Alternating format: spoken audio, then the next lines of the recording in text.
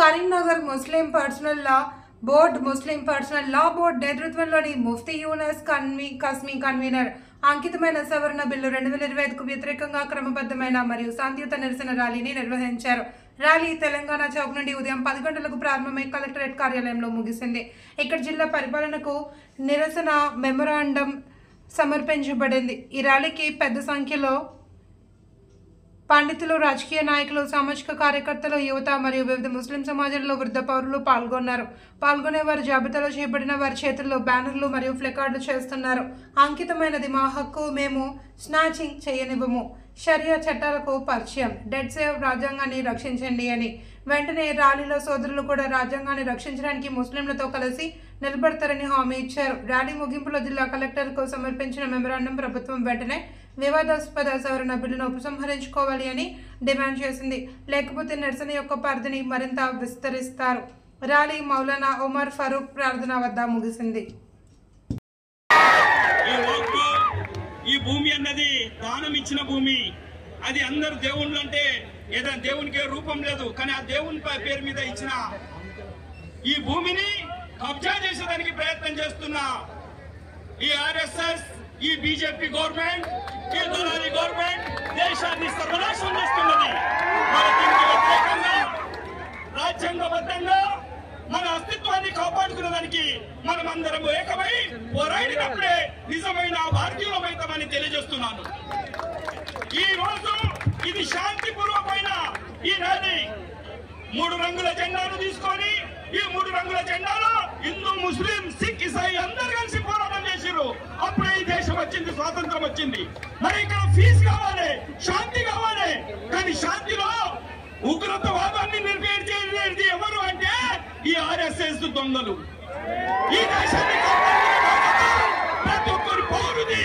ఆ పౌరత్వాన్ని కాపాడుకునే బాధ్యతగా మనమంతం శాంతపూర్వకంగా ఈ కేంద్ర ప్రభుత్వానికి వినిపించేటట్టుగా ఈ ఒక్కవేళ ఈ మా ర్యాలీతోటి శాంతిపూర్వకమైన ఈ ర్యాలీతోటి వినట్లయితే రాబోయే రోజుల్లో బుద్ధి చెప్పేదానికి ఈవీఎం హటావ్ దేశ్ బచావ్ అన్న పోరాటంతో పాటు మన ఓటును కరెక్ట్ మన గురించి పోరాడే వారికే వేసి మన అస్తిత్వాన్ని కాపాడుకోవాలని తెలియజేస్తున్నాను. ఇది న్యాయమైన పోరాటం. ఈయన చిన్న పిల్లల నుంచి ముసలి వాళ్ళు కూడా వచ్చారు. ఎందు గురించి అంటే న్యాయం ఉన్నది. ఇది దేవుని పేరు మీద ఇచ్చిన వాగ్బోర్డ్ భూమిని నీ అబ్బా జాగీర్ కాదు కబ్జాలు చేసుకునేదానికి. కానీ ఈ భూమి మీద మేము ఓట్లెత్తేనే నువ్వు గెలిచావు కనుక నిన్ను కూడా కింద దించడానికి మాకు సత్తా ఉంది. ఆ సత్తా చూయిస్తామని ఈ ర్యాలీ చూయిస్తున్నామని తెలియజేస్తూ ఈ అవకాశం ఇచ్చిన మీ అందరికీ ఉద్యమ అభివందనాలు. ఇప్పటి నుంచి చివరి దాకా కూడా ఇదే జోష్, ఇదే జులుస్ తోటి న్యాయమైన పోరాటం. ఈ పోరాటానికి అందరూ ఏకీభవంగా రావాలని, మరి ఇందులో ఓన్లీ ముస్లింలు అన్నది కాదు, మానవత ఉన్న వాళ్ళు ప్రతి ఒక్కరిలో రావాలని మేము విజ్ఞప్తి చేస్తున్నాం. హిందూ ముస్లిం, జై హింద్. ఈ రోజు కులాల మధ్య, మతాల మధ్య, ప్రాంతాల మధ్య చిచ్చు పెట్టే విధంగా బీజేపీ వ్యవహరిస్తా ఉన్నది. అందుకని ఈ బీజేపీకి హటావో, భారత్ బచావో. భారతదేశ స్వతంత్ర ఉద్యమంలో మైనార్టీల అధ్యక్ష శాఖం పాల్గొన్నారు. ఒక షేక్ బందకి కావచ్చు, ఒక అమరుల్లా కావచ్చు, వీళ్ళందరూ అనేకమైన వాళ్ళు కూడా బీజేపీ స్వతంత్ర ఉద్యమంలో పాల్గొని అసూలు బాసినటువంటి వారు. భారతదేశ స్వతంత్రంలో బీజేపీ పాల్గొనలేదు. అట్లాగే తెలంగాణ సాయుధ రైతాంగ పోరాటం మనకు జరిగింది. బ్రిటిష్ వారికి వ్యతిరేకంగా మైనారిటీలు, మెజారిటీలు అందరూ కూడా. आज करीमनगर लेवल पर एक बहुत बड़ी रैली वक्फ एक्ट के खिलाफ निकाली गई है, जिसके अंदर तकरीबन 3000 अफराद उम्मीद है शरीक हुए होंगे।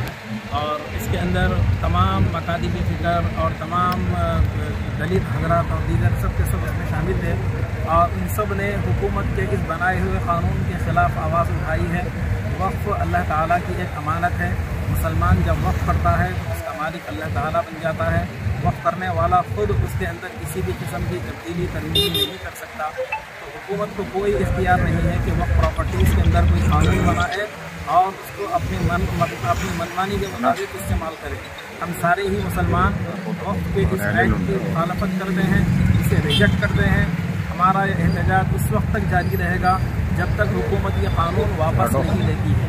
आज का ये जो प्रोग्राम है, ये जो रैली है, All India Muslim Personal Law Board unit Karimnagar के तहत मुनाकिद हुई है।